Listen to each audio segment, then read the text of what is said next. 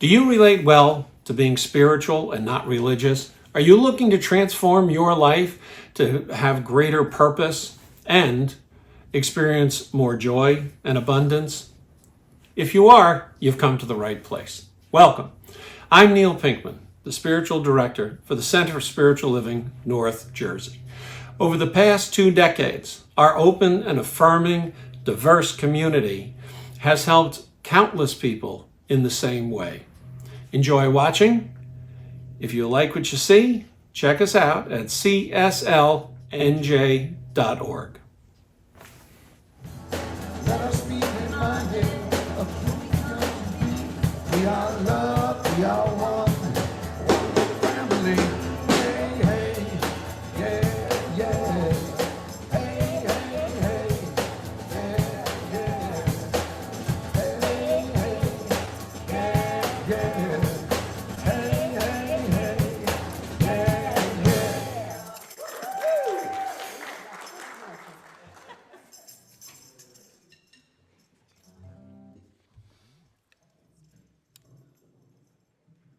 Wonderful, wonderful, wonderful. Thank you, Chris Finn. Thank you.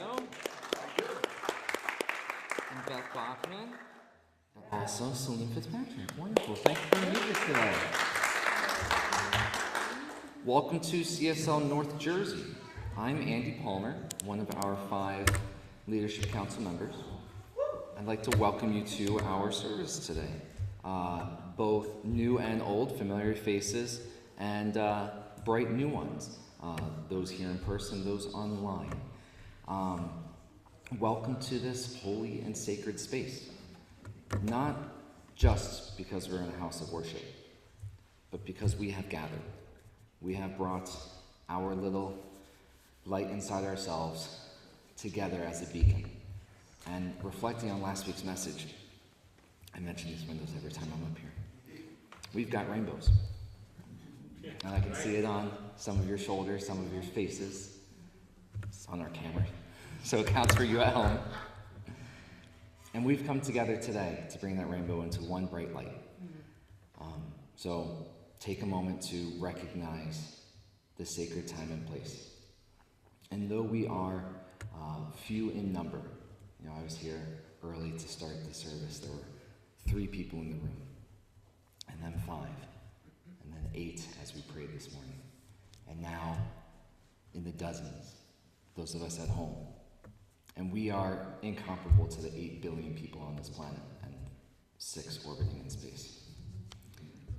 Yet, we are connected to the infinite. We are connected to the vast universe. And our numbers cannot be counted. So tap into that today as we center ourselves and prepare for our service. We have a welcome in our handout today. It's pasted into the chat. Reminding ourselves of the community that we have become, that we are here to take part. Here at CSL North Jersey, we are an open and affirming science of mind community where the vibration of love lifts you, the wisdom of the ages inspires you, and the science of mind teaching empowers you. We believe that heaven and hell are states of consciousness that you experience in this lifetime, and that you are the architect of your life, that it is never too late to know true happiness. Thank you to Neil for our meditation this morning. That was wonderful. Tony being our practitioner of the day, and Nettie for our Psalm Sunday this morning. I will turn it back over to Chris, Beth, and Celine for our opening chant.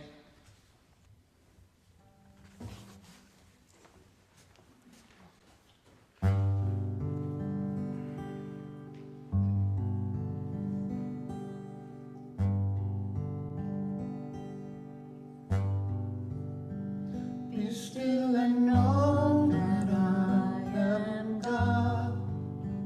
Be still and know that I am. Be still and know that I am God. Be still and know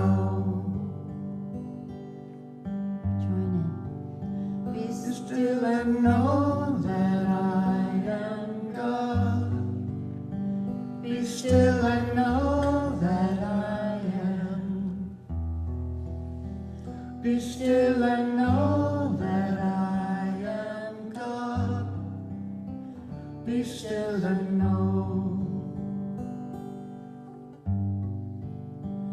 Be still and know that I am God. Be still and know that I am. Be still and know that I am God. Be still and know. Be still and know that I am God. Be still and know that I am. Be still and know that I am God. Be still and know. Be still and know that I am God. Be still and know that I am. Be still and know that I am God. Be still and know. Be still and know that I am God. Be still and know that I am. Be still and know that I am God. Be still and know.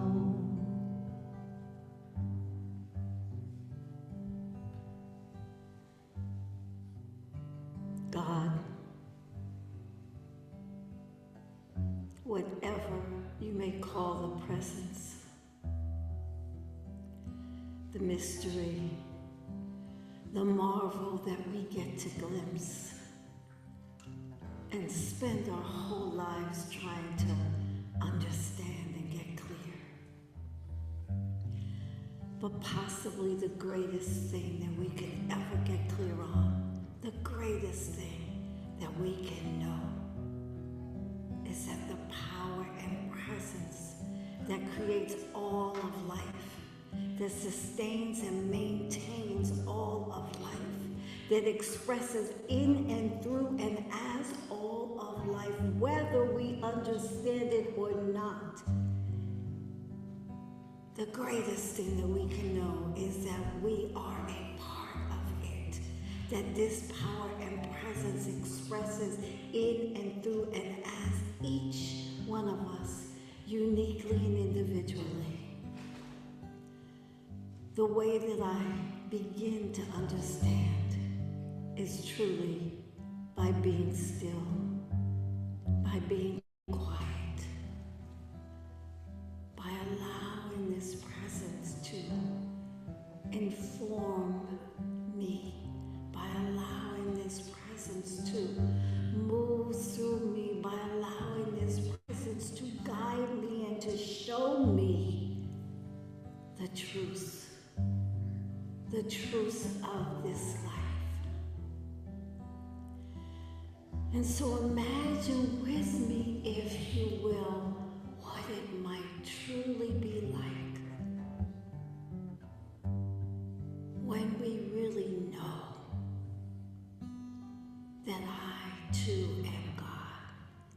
I am an aspect of God, that all the qualities and attributes that are God expressed in and through me and as me, like the wave to the ocean, like the drop to the water. The beauty, the peace, the wholeness, the magnificence, that is God expressing through each one of us. What a world, what a world this could be. And so with this word, I affirm for each one of us greater clarity, greater awareness, a deeper understanding, a deeper communion and communication with this divine intelligence, this divine mind, this divine presence, the very essence, the very being that is God. I affirm for each one of us a greater depth of understanding and awareness and knowing, a realization that continues to unfold as we continue to live, that allows each one of us to more fully and more deeply know and understand the expression of God by means of each one of us personally. And that this awareness and understanding allows us to express in the world a greater level of love, a greater level of kindness, a greater level of tolerance, a greater level of compassion, a greater level of the presence that allows communion and community and cooperation and harmony and peace in this world. I affirm this for each one of us, and I give thanks. I may not know how it will unfold, but I claim and affirm with this word that it will and does unfold, especially for those of you that are saying, not me. Especially for those of you that are hearing my words, but you still think it might not be possible. I affirm this divine presence, this divine intelligence that is expressing as each one of us provides us with exactly what we require to know the truth. That each one of us is a unique divine expression of this one. And so I simply release this word into the law, grateful, with the expectation of greater love unfolding and expanding and expressing in this world by means of each one. Thank you. This is the truth. This is who each one of us is. And so I give thanks and trust that it unfolds. Please close with me. And so it is. Be still and know that I am God. Be still and know that I am.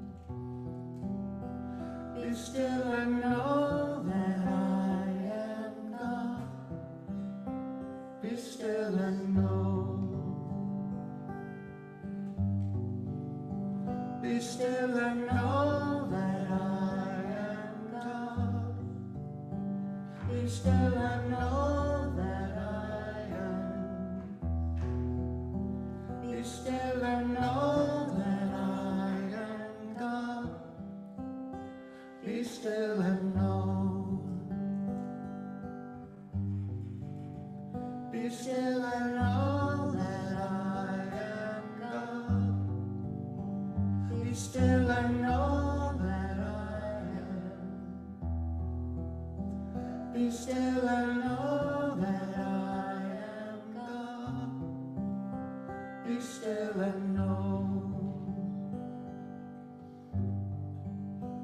Be still and know that I am God. Be still and know that I am. Be still and know that I am God. Be still and know.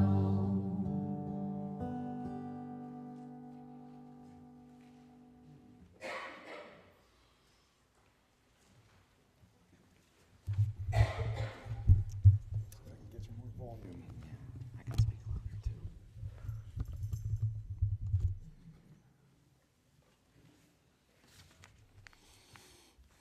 Be still and know. Please join me in our September affirmation, which tunes in nicely to that message. I tune into the peace at the center of, knowing that the peace I wish to see starts here, within me. It starts with me, It stays with me. Peace is what I know and the essence of who I am. I live in this state of inner peace, and I radiate my peace to the rest of the world, one person at a time. I know that my community is building a global community of people who choose love and peace, one person at a time. And so it is. Let us now reach out to one person at a time. In our community greeting, I'll give you 2 minutes.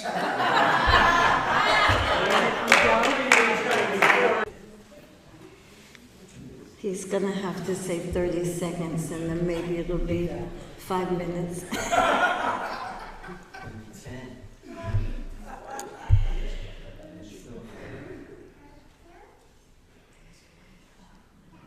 You know, you always hear me talk about synchronicity and how the synchronicity that I experience inspires me. And I had no idea what the affirmation was going to be this morning. I didn't have a clue. And when I was asked to do the peace practice, what came to me, quick as anything, is that today we should focus on our own personal, individual peace. I will confess and tell you that for all of the spiritual practices I do and talking I do, oh man, I could really work on being more peaceful. I really could. And I just finished this incredible book, The Isaiah Effect by Greg Brayton. I want to share with you, for me, what was the gist of the book. And that is that we, individual, personal human beings, no matter who we are, where we are, what we're about in this world, have the ability to impact this universe and create peace. We've talked about it many, many times. But it came to me to stress it today with the awareness that if I work on my own peace, I am contributing peace to the world. It sounds so simple. It sounds so simple, like it's almost impossible. And so I just want to invite you, when we're not here, when weeks and months have passed, to remember that we, little old me and little old you, can impact the things that are going on in the world by being the peace. And so please, if you would, repeat after me. I am the peace that I wish to see. I am the peace that I wish to see. I hold this peace for my family. I hold this peace for my family. I hold this peace for my community. I hold this peace for my community. And my community holds this peace for the world. And my community holds this peace for the world. Thank you.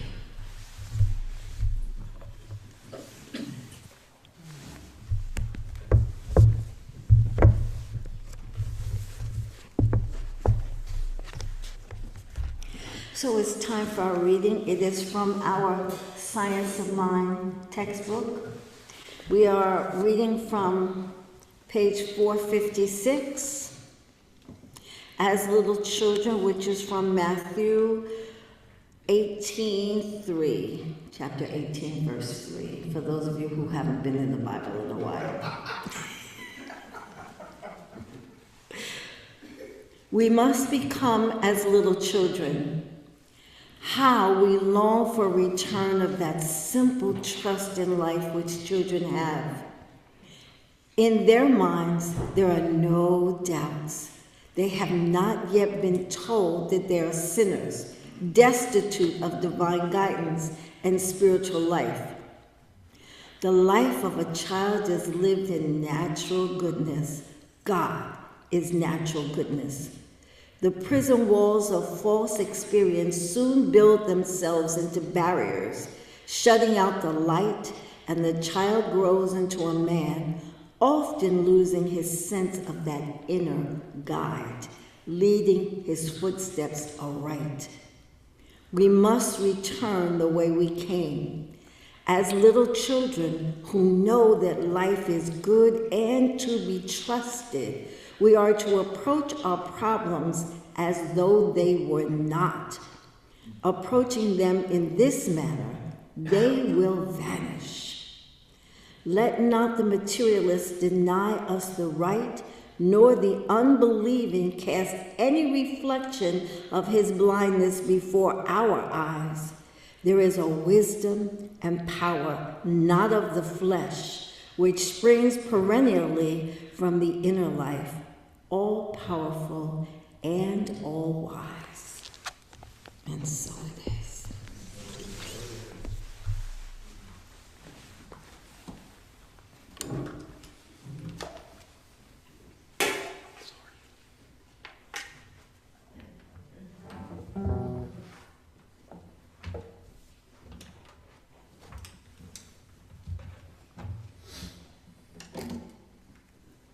Too many toys. Yes, they are.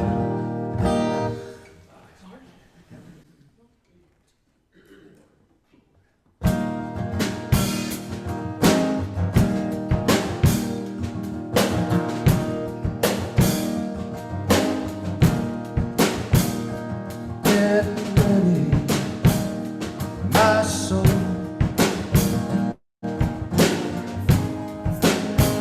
I'm diving in. Get ready, my soul.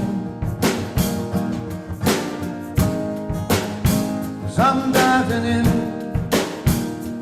to the deepest kind of love, to the sweetest kind of life. I'm ready, get ready, my soul. Get ready, my soul.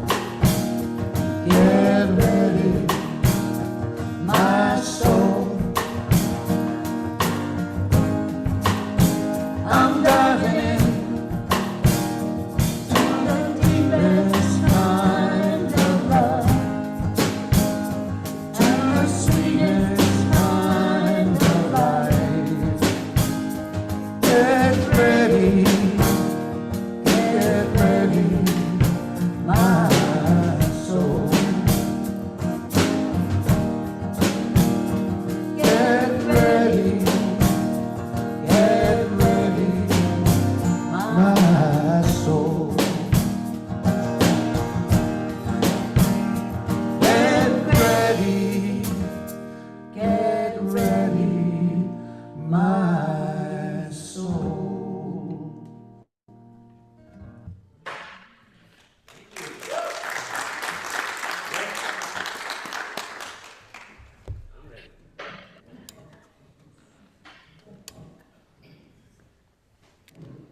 Yes, truly, looking through our song choices this morning, we've got our One Big Family together.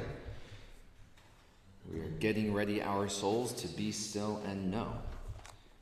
So as we introduce our speaker today, this is our kickoff for our 5-week series of the 4 agreements.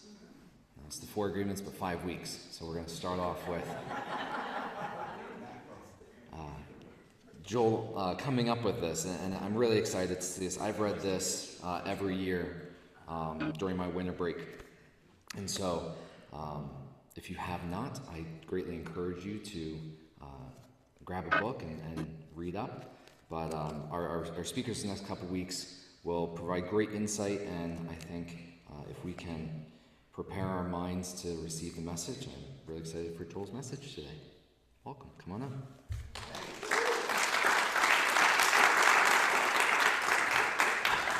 Good morning. I'll keep that, actually. Oh, you can keep it. Yeah, because I got stuff. I carry my baggage with me, my emotional baggage. Good morning. Good morning. Yeah, 4 agreements, 5 weeks. Well, that's how we do things here at this center. We make the most of things. Wait, I don't know how to oh, push, okay. Yeah, but before I start talking about that, and as I set up, you know, when I had this this past week, and I know what's going to happen the second I say it, I had jury duty. Usually it's right, and I have to say I had both. I mean, I kind of like going to jury duty. It is a pain in the butt because you've got everything going on in life, and then you have to stop. And but I actually really like going. It really takes you out of your life and puts you in participating with the world around you. And I really like that a lot. And so I live in Essex County, which, as the woman who runs the juries reminded us, Essex County has like one of the biggest workloads in the country. And she said, that's either a good thing or bad thing, take of it what you will. And I thought, okay, well, that's good news, I guess. And it was so fun being there and just kind of sitting there watching how they did it. And the woman who runs the jury part, I can't remember her name, I think her name was Rachel. She was phenomenal. And she had 400 or 500 people. You know, we were divided into different rooms, and she came to each room, and she told us what for. And she said, she began by saying, if you listen closely, you won't have any questions. I thought, I am in the right room with the right person. And I really loved listening to her talk. Also just, you know, there were rules about being in the jury room. And then I got called up to a courtroom. And there were rules there, right? Laws. And the judge was telling us about the case. It was a very gruesome, grisly case, he said, and you're going to see all sorts of this and that. And he said, but I run this courtroom on law. The laws rule this courtroom, and everybody will be treated the same according to the laws. I thought, wow, that's good. Okay, that's fine. And then later, I didn't get picked. But you participate anyway, and you do all your stuff. And later I was ruminating about it, and I thought, wow, we have so many laws. You know, we have city laws, and then we have county laws, we have state laws, we have federal laws, we have international laws. There are so many physical laws. And if you go to any lawyer's office, there are just walls of bookcases that are filled with law books. And I know somebody who writes for those, and they now have them all online, of course, and you can cross-reference and everything, and there's just tens and tens and tens of thousands of laws. And these are all laws that we have agreed to as citizens. Now, we may not agree with the law, but there are laws of what you can do if you don't agree with the law. You can participate in different ways to change the laws that you don't agree with. So there are all these laws that by living, we just agree to. And then, ruminating, I was thinking, and that's true that's kind of me going out, but me and my circle, us in our circles, there are all those laws as well. These are the unwritten laws, the laws that we're taught by our families of what's right and wrong, the laws that we're taught by schools, by churches, by television, social media. Kids get a lot of teaching about, when I say what's right and wrong, I don't necessarily even mean morally what's right and wrong, but right and wrong to fit in. Right and wrong, here are the things that you can do to get attention or to not get attention, whichever your goal may be. And so there's all of this stuff, and it's societal and all of that. That brings us to the book we're talking about today and for 4 more weeks after that. This is it's a wonderful book called The 4 Agreements. How many of you have read this? Oh, well, you're all excused. You can go to a different jury room and you're done. But let's pretend we haven't read it.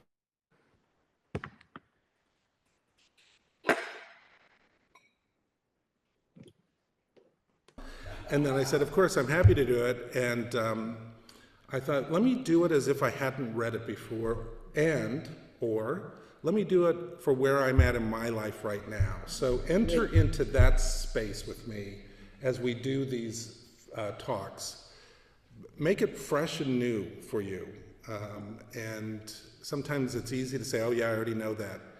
But it's the basics I have found that are the very things that sustain me through good times and not good times. It's the basics. It's not the complicated stuff. It's not the extra credit stuff. It's not the 17 steps. It's the basics. So we're going to do the basics of this.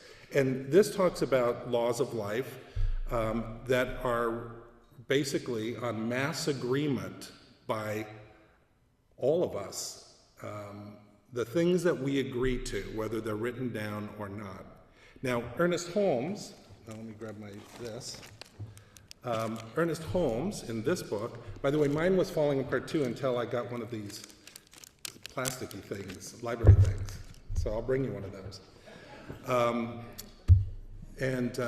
But Ernest Holmes called that, he didn't call it agreements, he called it race consciousness. And race consciousness is not race as in what race are we, color of our skin, it's human race consciousness, the consciousness that collectively we agree to. Again, we may not agree with, but we agree to, and that's how we do it. So I'm going to read some sections, and we're going to talk about some of this, and if you have questions or thoughts, you can always raise your hand. Same with you guys who are listening online.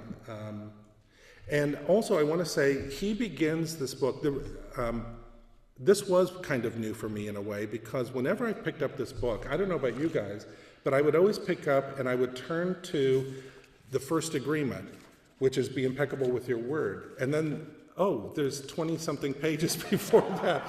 And those were the ones that Neil wanted me to talk about. Okay, well, they were kind of new for me. In fact, I first read the 4 Agreements in one of those little tiny hardcover books that had the 4 Agreements in like 2 sentences on each.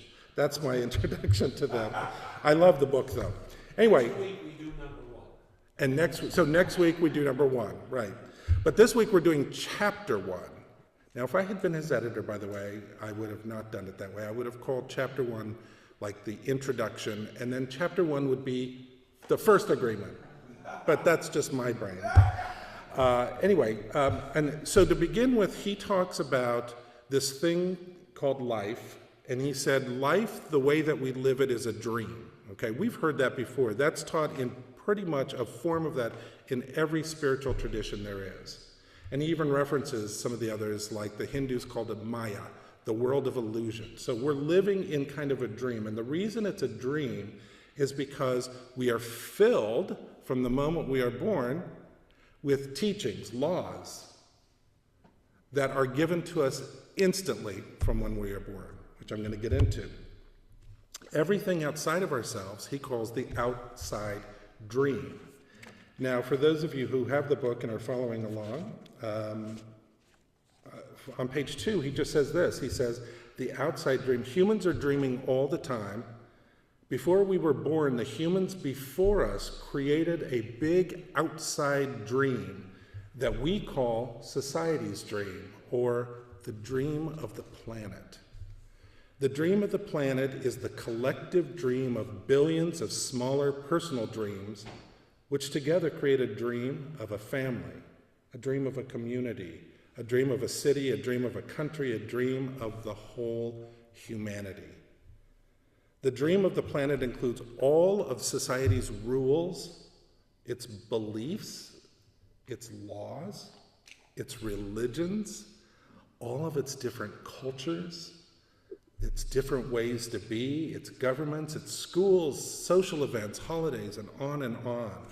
And we're born with the capacity to learn how to dream, and the humans who lived before us teach us how to dream the way they were taught to dream, the way society dreams. That's so key. You know, from the moment we were born, we were basically just, he calls it hooked with attention. Our attention was hooked by people telling us what's right, telling us what's wrong.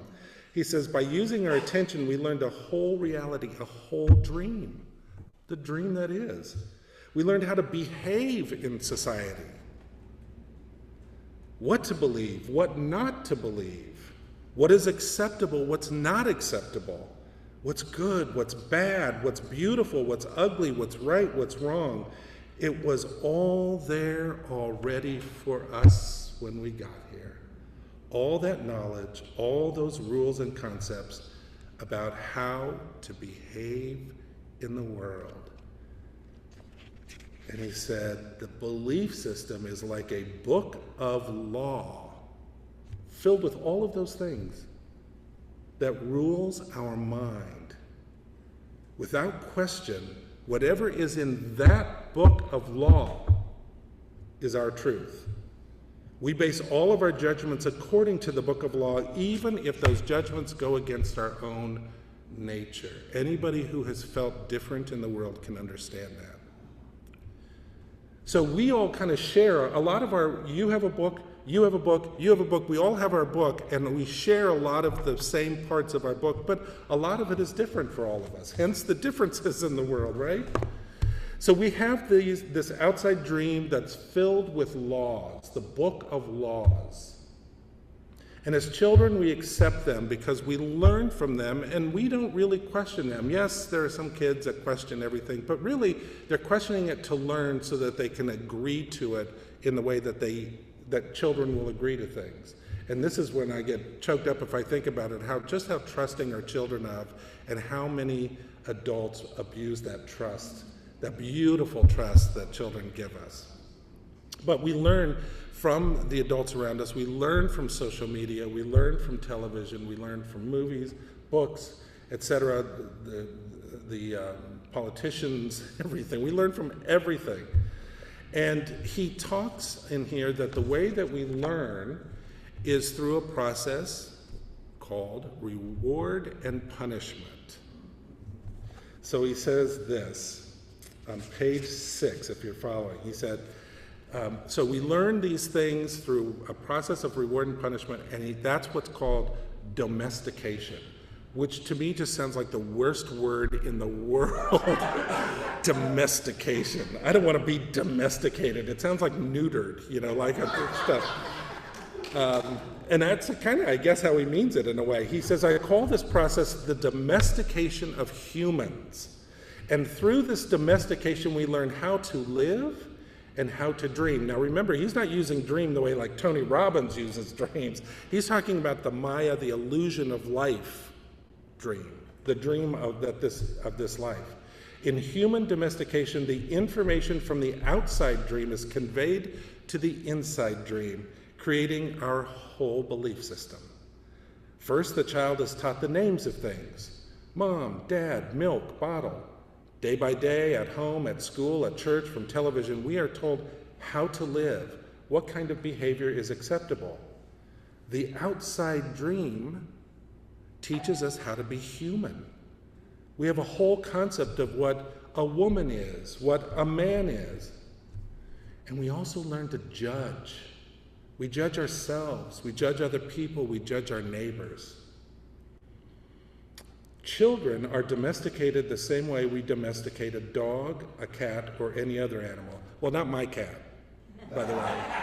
I wish I could domesticate. Now, that's a beautiful word when it comes to that. But aside from, it says right here, aside from Joel's cat, Joopy, children are domesticated in the same way. In order to teach a dog, we punish the dog and give it rewards.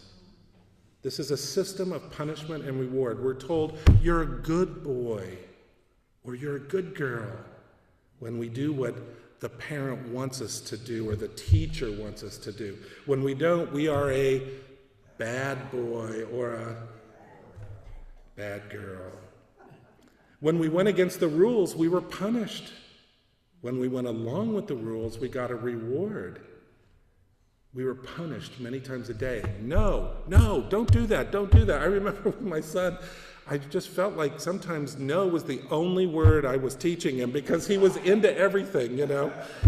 And if it was dangerous, he was right there. So some of this, by the way, he's not saying every single thing we learned is terrible, by the way. We were punished many times a day, and we were also rewarded many times a day. Soon we became afraid of being punished, and we also became afraid of not receiving the reward. That explains so much in one sentence. The reward is the attention that we got from other people.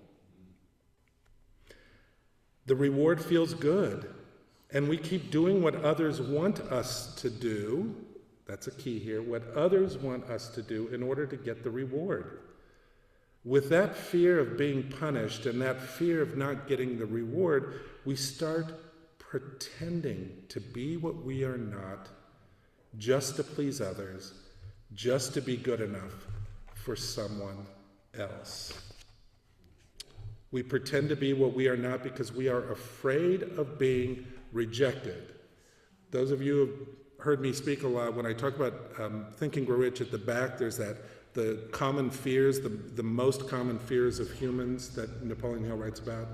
And number one is not fear of death or fear of ill health or fear of poverty. Number one is fear of being judged. So that's what he's saying here. That's a rejection. The fear of being rejected becomes the fear of not being good enough. Eventually we become someone we are not. How many of you can relate at all to any of that? Sure. Yeah. So that is domestication. We become domesticated. Now, the author of the Four Agreements, Don Miguel Ruiz, talks about this kind of on a global issue and global scale, and it's really interesting to read chapter 1 and to get all of that. But we would be here for 6 hours to go through that. So I'm going to keep it kind of on the personal level, the individualized level that you talked about earlier, Tony. And we're going to talk about that. So we all have a book of law that is filled with all the things that we have agreed to, again, not necessarily agreed with, but agreed to in our lives. And we agree to these things, by the way, sometimes consciously and many times unconsciously. And all of those agreements in the book of law live in either our conscious mind or our subconscious mind. So it's always there. It's always there. The book of law contains beliefs, judgments, rights, wrongs, shoulds, shouldn'ts, opinions of everyone else we come in contact with. They're all in our book on some level because we agree with them. And this book is only what we agree with and have made law in our mind. This book collectively is what we agree is perfection that we have to live up to. So in other words, all these things that go in our book of law, in this dream of life that we're living, we put in there because we believe they're ultimately, even though we didn't come up with that, we were given this, We were given this, and we believe that all these things are true enough, and we have to follow them in order to be perfect. And our books are huge. I brought my book with me. Here it is. It says here, Joel's Book of Laws that he agreed to consciously or unconsciously. Oh, wait, what? Oh, volume 1? Oh my, how many laws are there? Oh my, and it's tiny print too. Oh dear. We all have these huge books. And what's interesting too, no, I didn't publish it. I created it though, I wrote it. But it's not just big things. This is good, this is bad. It's even to the tiniest, minute things in our life. Everything, every single thing, we sit there, and if it fits in our book of law as good, it's good, and if it fits in our book of law as bad, it's bad. You may have heard me tell this story of years ago when I was driving down the road and the radio was on, and the song comes on, the instrumental part at the beginning, and I'm like, oh yeah, I love that song, and I'm driving, and I don't mind driving, by the way, being weird in my car. I got over that a long time ago because I like to sing in the car. It's the only place I sound halfway decent. Alone in a car by myself. Okay. But anyway, I'm driving, I'm like, yeah, I love that song. And then the guy starts singing, and I'm like, oh wait, no, I hate that song. It was Susu Studio by Phil Collins. In my book of laws, on page 1314, Susu Studio, bad song. So I can't like it. Even when I liked it, I didn't like the song. But that's how deep we are in all of this. Now, we're not just given the book. Unfortunately, life has also given us something else to help enact the laws of the book, and that is an inner judge. And not a good judge like Judge Judy.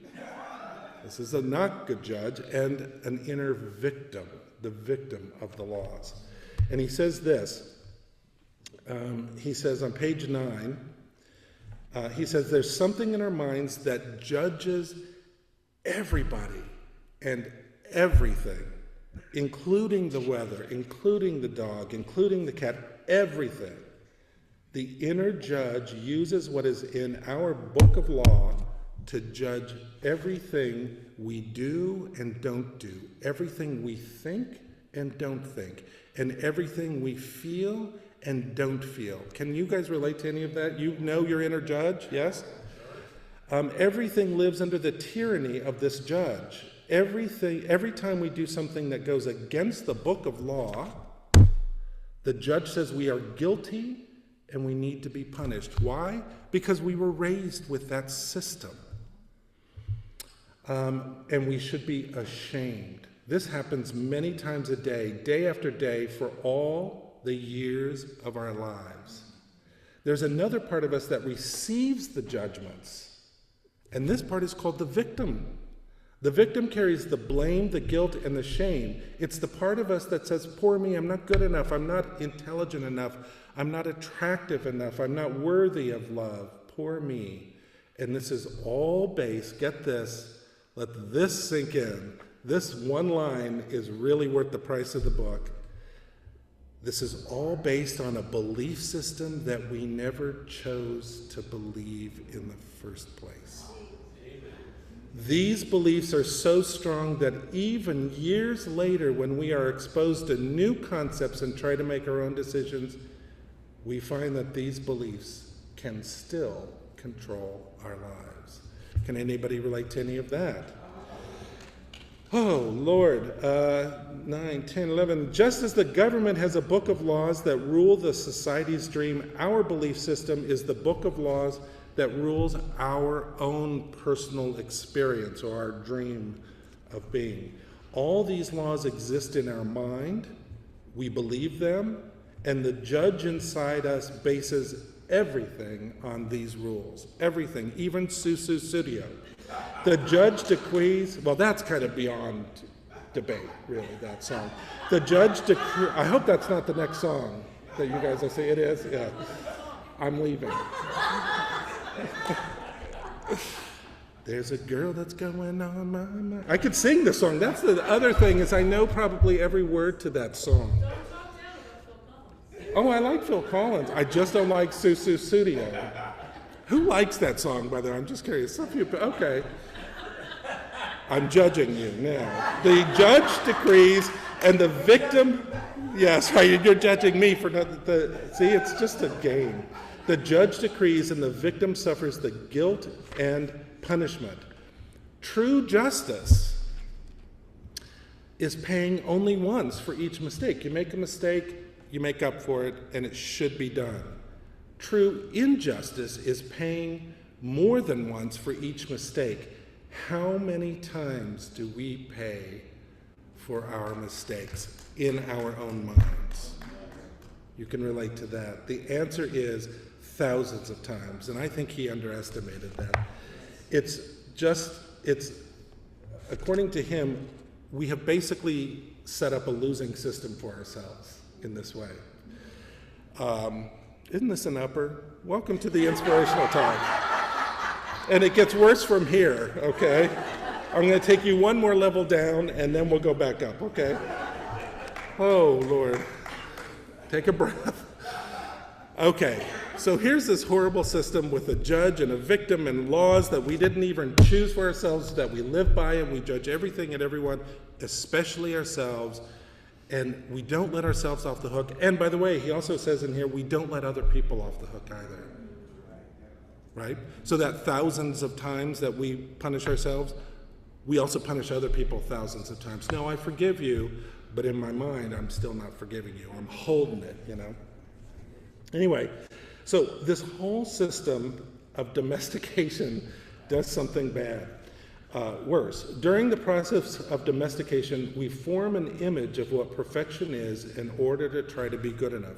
Meaning, if we were to keep every single one of these laws, we would be perfect, and that would be good. But who can do that? Who can do that? And these are laws, as he said, we didn't even agree to. We create an image of how we should be in order to be accepted by everybody. We especially try to please the ones who love us, like our parents, our siblings, the priests and pastors, teachers. Oh my gosh, we all have the good teacher story and the bad teacher story, right? Trying to be good enough for them, we create an image of perfection, but we don't fit this image. How could we?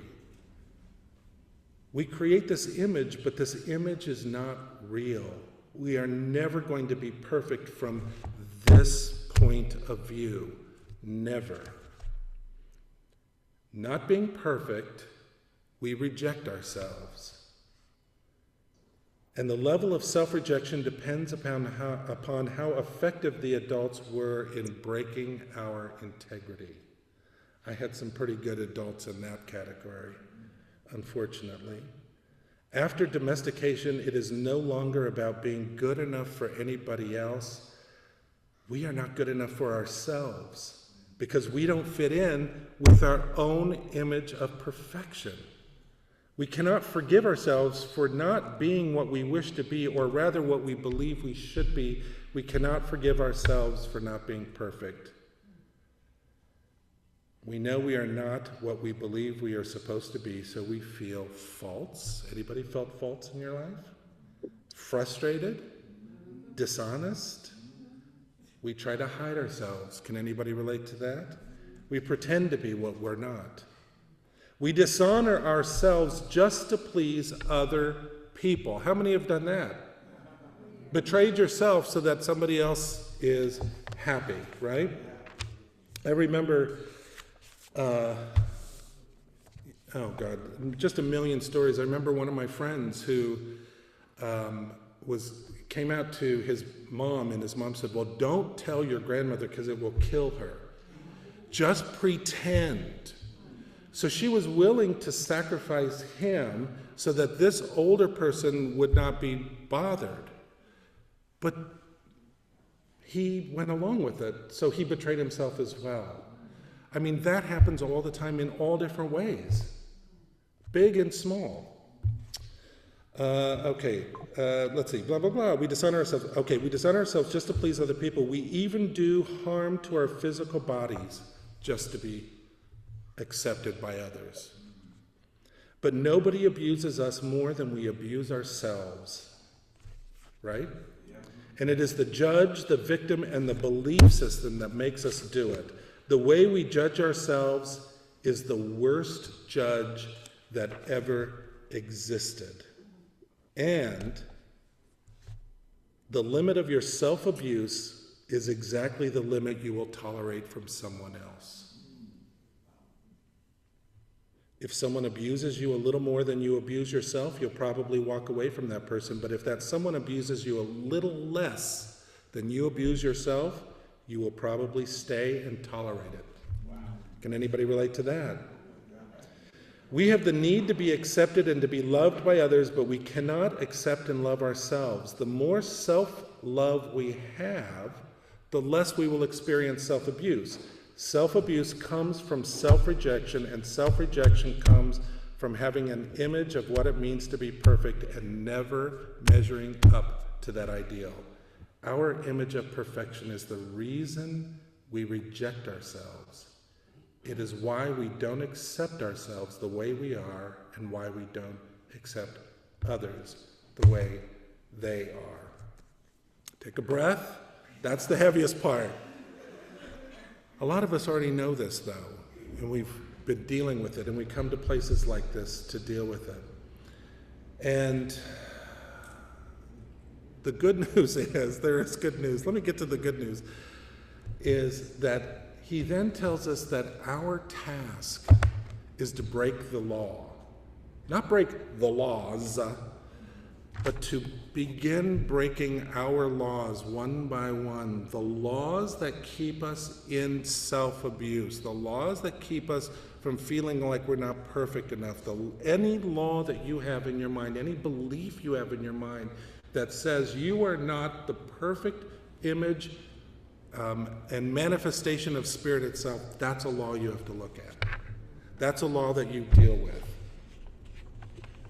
And in a different way, we can turn that judge and victim inside of our minds around, fire them, and hire the good kind. We can hire our inner Judge Judy. In fact, when I was reading this, I have to tell you, this is a joke aside, that I was reading it, and the song that came through my mind, now for those of you who are around my age or older, you might remember this. Anybody love like funk music from the 70s? Yep. Do you guys remember T-Connection by any chance? They were like around with the Tramps and the Bar-Kays and Cameo and stuff, and they had a song that you probably know. In fact, Ty's probably sang it, and Tony has too, which is called Do What You Want to Do. And the chorus is, can I write it down? Don't let nobody tell you what to do. You got to be your judge and your jury too. Do you remember that song? So we got it. That's one way we can do it, is set up a healthy system in our head to go through the laws to do it. So the good news for us is, he says this. He says, there are thousands of agreements you've made with yourself and with other people and with your dream of life, with God, with society, with your parents, with your spouse, with your children. But the most important agreements are the ones you make with yourself. In these agreements, you tell yourself who you are, what you feel, what you believe, and how to behave. The result is what you call your personality. Now, we choose all this stuff. I remember years ago seeing Marianne Williamson give a talk. This is way back when she was giving the talks in New York City, and people would pass around the tapes of those talks, like something special. And in one of those talks, she said, she was saying, I'm open to Spirit. And Spirit said, okay, we're going to have you be a minister of A Course in Miracles. And she said, how can I do that? I'm a Jewish woman from Texas. How can I do it? And Spirit answered her back and said, if you identify as Jewish woman or from Texas, you're missing the entire point. That's not who you are. That's who you've adopted your self-identity to be. You are not those things. You have to go deeper than that. You have to go beneath the rules, the book of life, to the source, which is what we are all about here. In the agreements, you say, this is what I am. This is what I believe. I can do certain things, some things I cannot do. This is reality. This is fantasy. This is possible. This is impossible. And he says, one single agreement, if we only had one of these agreements, to deal with, it's not a problem. But we have many agreements that make us suffer and make us fail in life.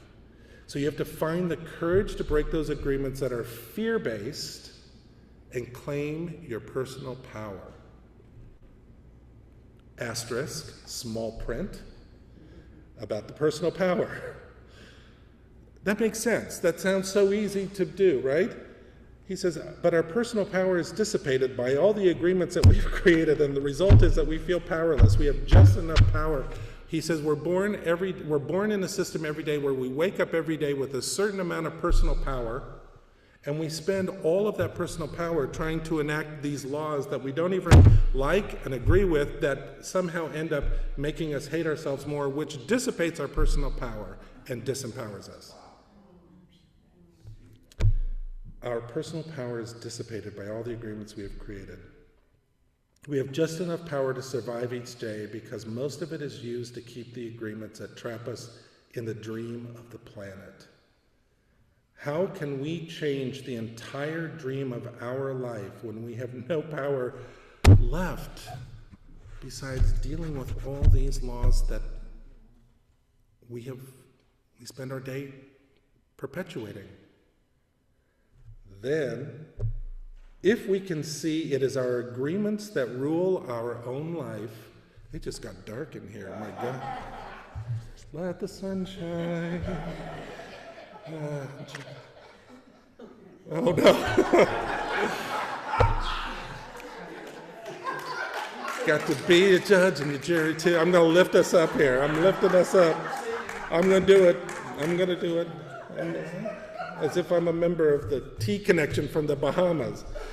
You go listen to that song when we're done, by the way. If we can see it is our agreements that rule our own life and we don't like the dream of our life, we need to change our agreements. Yes? Yes. When we are finally, he says, finally ready to change our agreements, there are 4 powerful agreements that will help us break those agreements that come from fear and deplete our energy. Pause. When we are finally ready. Now here's the thing, not everything, you're not going to change every one of the laws in here overnight or in a day, right? It's a process. We know that many of us have been on the path of changing these laws for quite some time. And what I find interesting, and I actually agree with this, and I'm writing it in my book, is the 4 laws that he's chosen here, which is based on Toltec wisdom, which you'll hear more about in the other talks, neutralize a lot of the laws that are already in here. These 4 laws, now there could be other laws, but he chose 4, and these 4 will probably take care of a lot of the laws that are already in there. And for me, they are deceptively simple. Can anybody relate to that who's done this work before? Yes. Okay, they will help us break those agreements that come from fear and deplete our energy. Each time you break a fear-based agreement, all the power that you used to create it returns to you, which means you get that little bit. If I can get rid of my Sususudio law, that little bit of energy I took to create it returns to me, and tomorrow morning I wake up with a little bit more of that personal power to deal with for the day. If you adopt these 4, did I read that? If you adopt these 4 new agreements, they will create enough personal power for you to change the entire system of your old agreements. You will need a strong will. But if you do that, the transformation in your life will be amazing.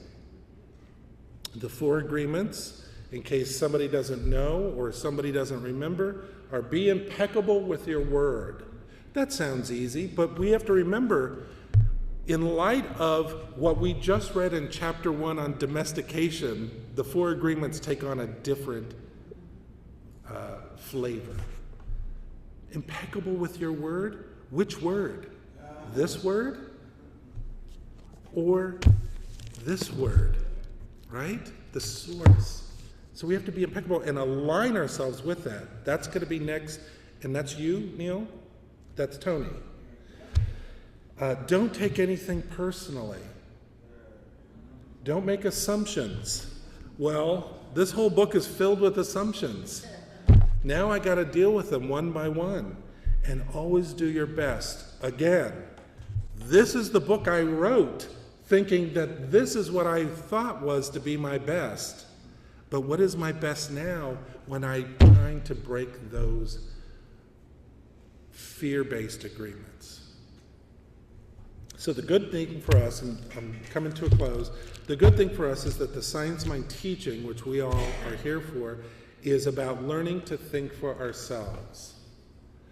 Not to be an autotron. There's that great Monty Python movie, The Life of Brian. Anybody seen it, where it takes place in the time of Jesus and somebody mistakes Brian, that's just this regular guy at the time of Jesus, as the Messiah, and he keeps trying to shrug him off, and the more he shrugs him off, the more followers he gets by accident, and finally he has so many followers, he goes on the roof of a building, and there's hundreds of followers, and they're hanging on every word, and he says, I'm not the Messiah, guys. And they're all, you're the Messiah. And he goes, you must learn to think for yourselves. And in unison they go, we will learn to think for ourselves.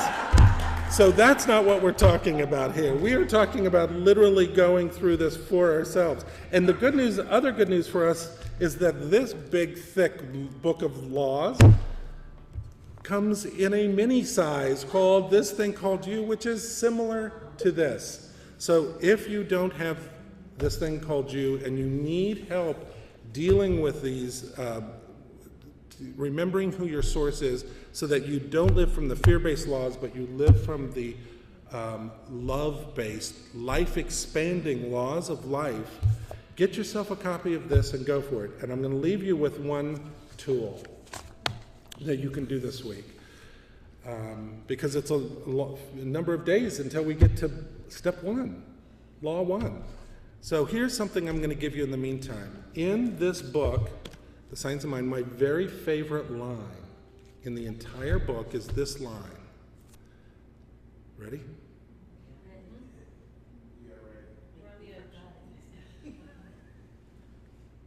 Am I the only one that does that? Like in that moment, it's like, what was that line? Got it. It came back. Too much pressure. I'm not perfect, guys. You're judging me. That line is this. Take a breath. Today is new, and I am newly awakened in it. Today is new, and I am newly awakened in it. Today, this moment is new, and in this moment, I'm newly awakened. We can do that 1,000 times a day. Everything you come across, say, wait a second, this moment is new and I am newly awakened in it. He cut me off, I feel bad about it. Wait a second, why don't I just let him in? What do I care? What big deal is this? I'm changing that book, that law in the book of life. The song comes on, you know which song I'm saying? Okay, I'm going to go with it. I am newly awakened in this moment. Today is new, and I am newly awakened in it. And remember, I am, anything you put after those words, I am, which is another way of saying God or Spirit, becomes something that you claim for yourself.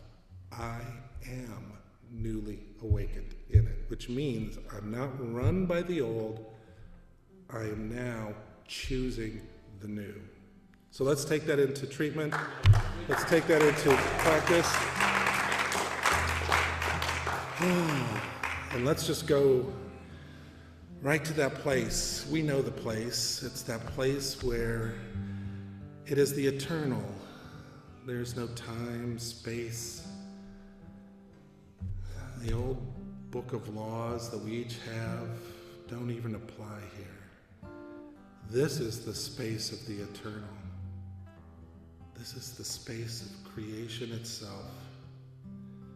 And in this space, we can breathe deeply and know that this moment is new.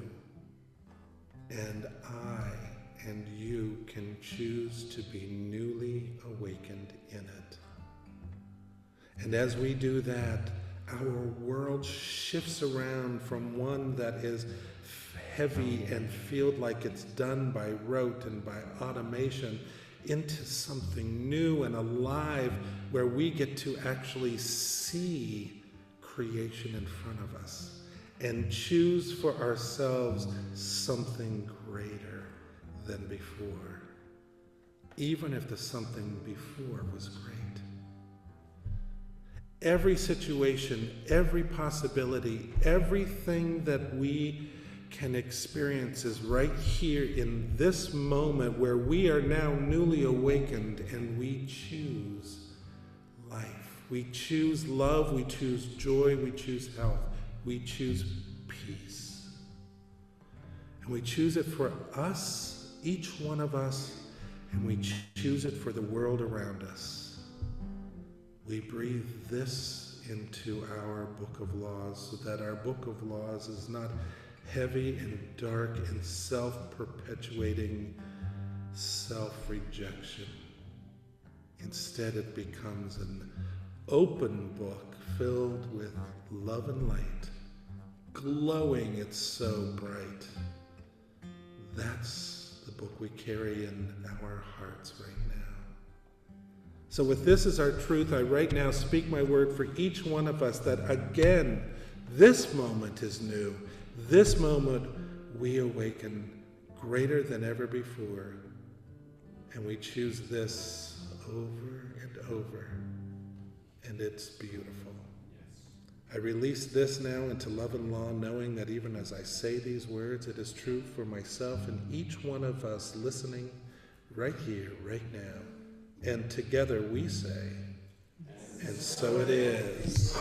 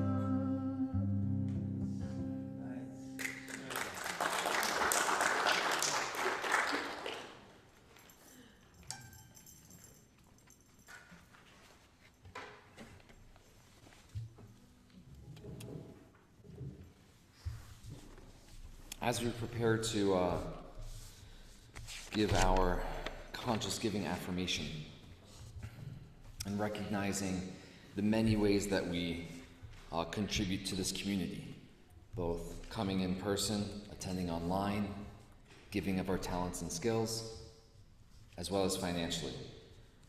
This is not a place that we come to just take and receive, but a community that we can also give to.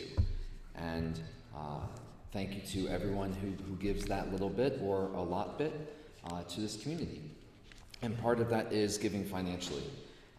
As a Leadership Council board member, This comes up every month that we have our meetings, and making sure that the center can stay afloat and not just survive but thrive.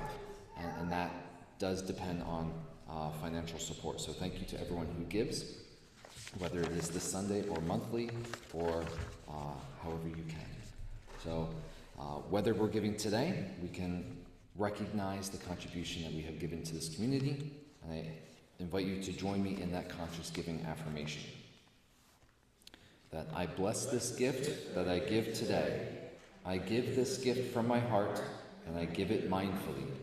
May my gift go further to heal, prosper, and bless this center and all who enter. I accept all good that comes as a result of this flow, knowing that it returns to me multiplied abundantly. And so it is. Thank you for giving where you are spiritually fed. It really does make a difference to this community. Next week we'll be in person here at B'nai Kashet, as well as on Zoom, with Tony Hamilton giving our talk on the 4 agreements. First agreement, to be impeccable with our word. Meeting here on Sundays does have a cost and fee, so part of that is that financial support. Thank you to those who have given that lump sum, or I know we've had a couple team up to bring us here. We have a couple classes going on. Reverend Neil has been facilitating the Power of Myth, following Bill Moyer's extremely impactful interviews with Joseph Campbell. You can still join and get caught up on those YouTube videos of a phenomenal discussion with that small group. We also have a book study coming up. It was highlighted last week by Reverend Donnelly Martin, and Nettie Bonner is also helping with that. And they clarified that they are not leading that book discussion, they are just gathering equals to read When Fear Speaks, Listen. And that actually came up today, When Fear Speaks. So an interesting perspective there. So register and order now so that you can get the book before Monday, October 21st. And with that, I'll bring Joel up for one last announcement before we close today. Just got a text from Phil Collins, Susu Studio. Went #1 around the world and made me millions, ha ha. So there you have it. There's the reply. Here's something really, really, really cool. He judged me. This is really awesome. Many of you know Reverend Michelle has been working on this book called Shadow Work for this entire year, and she worked really hard. I mean, really, really hard on it. And she did a great job. In fact, this is a lot of the work that we can do that will help us unwrite the agreements that are fear-based. It comes out day after tomorrow. Tuesday is its on sale day. And guess what? I have a copy so you can ooh and ah over it. Whoa, it's really cool. It's got that soft touch and glossy, and it's so cool. It feels so good. It feels so good, and of course it's awesome. And what's cool about this is it takes the teachings, not just of Science Mind, but of this center, taught right here by Reverend Michelle, and takes it all around the world, because rights have been sold in Taiwan, Brazil, and others to come. So we are going global. We are going international. We're doing it. If you've not ordered this book, support Reverend Michelle, please. Neil put on the front table, there's a QR code where you can just click on that and order it, and give it to anybody that you know that really maybe is struggling as well. So, and if you send a note to Michelle telling her what a great job she did, that would be awesome as well. So please do that. At the Center for Spiritual Living North Jersey, we believe in empowering individuals to discover their inner strength and their connection to divine life through our supportive community, transformative workshops, and uplifting services. We provide a safe space for personal growth and spiritual exploration. Whether you're seeking clarity, healing, or a deeper understanding of life's mysteries, our center offers practical tools and timeless wisdom to help you thrive. Join us in creating a more diverse, compassionate, and kind world. Your world, the way you want to create it.